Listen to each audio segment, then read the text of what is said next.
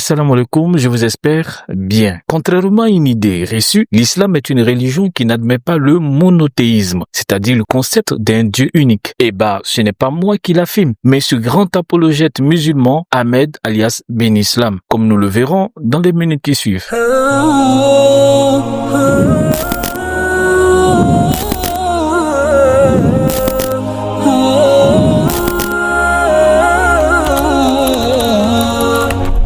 Pour bien comprendre la thématique abordée dans cette vidéo, écoutons Ben Islam lui-même dans sa démonstration. L'explication que tu me donnes, tu l'as tirée de ton livre.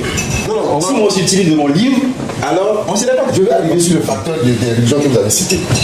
D'accord, ok. Donc, je vous laisse parler. Abraham n'a ni connu l'islam, ni le christianisme, ni le judaïsme. Vous avez dit ça. Ok. D'accord. Et lui, il a donné des éléments démontrant que oui, Abraham n'a pas connu le christianisme, ni le judaïsme, mais l'islam, lui. Lui, il a dit. Pourquoi il a dit? Parce que le christianisme a une finition qui est le suffixe isme. Le judaïsme, isme. Et vous et moi, nous savons que le isme, à la fin d'un mot, c'est une idéologie. Une idéologie humaine. C'est une idéologie humaine, il faut ajouter ça. Pas une idéologie tout court, mais une idéologie découlant d'une pensée humaine. Est-ce que c'est ça d'abord le son d'accord? Pourquoi on peut s'avancer? Allez-y. D'accord. Donc, une idéologie découlant d'une pensée humaine. Or, Abraham, bien qu'étant humain, n'est pas le père d'une foi idéologiquement humaine.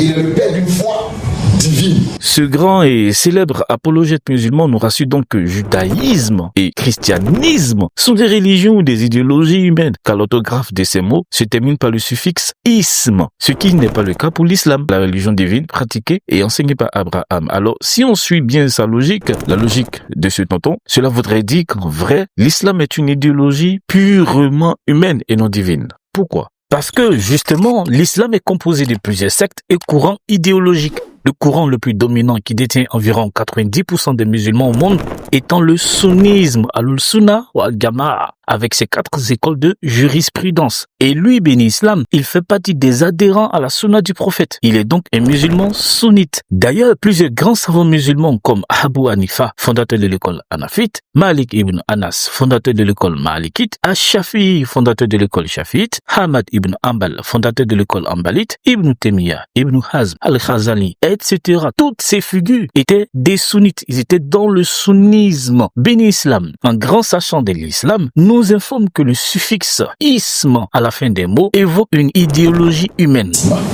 Et vous et moi, nous savons que le isme à la fin des mots, c'est une idéologie humaine.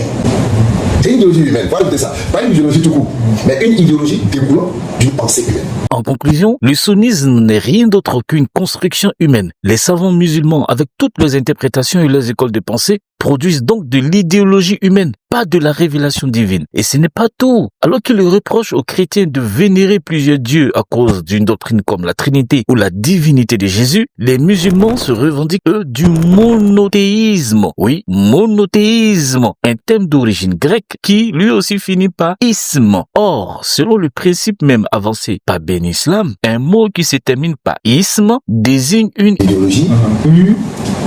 Donc, si l'islam se fonde sur le monothéisme, cela impliquerait que les musulmans adhèrent à une idéologie humaine et que l'islam, dès lors, ne peut être une religion divine. Mais d'où vient cette idéologie humaine qu'est l'islam? Notre chantre musulman va justement nous mettre sur la piste. C'est une assurance.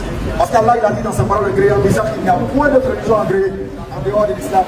Allah dit que quiconque désire une autre religion que l'islam, si tu meurs avec cette croyance, tu seras perdant dans l'au-delà. Et ceux qui pensent que l'islam est une religion inventée ou arabisée ou arabe se trompent aisément. Parce que l'islam n'a rien à voir avec les arabes, ça n'a rien à voir avec l'identité. Donc, où doit-on tirer la piété? Il est bien que nous ne devons pas tirer la piété ailleurs si c'est là dans l'islam. Parce que vous voyez, on dit christianisme, on dit bouddhisme, on dit athéisme, on dit judaïsme. Et tous ces ismes-là découlent d'une idéologie humaine. Ça veut dire que c'est des hommes qui ont réfléchi à une doctrine, qui ont pensé à une forme de croyance, et ils ont créé un système que eux-mêmes se sont établis avec des règles. Et ils ont appelé ça doctrine de religion. Or, l'islam, c'est Allah lui-même qui établit sa religion, qui établit les principes et les dogmes de sa religion. C'est Allah lui-même qui dit voici comment on appelle la religion avec laquelle j'envoie les prophètes. on appelle ça Al-Islam.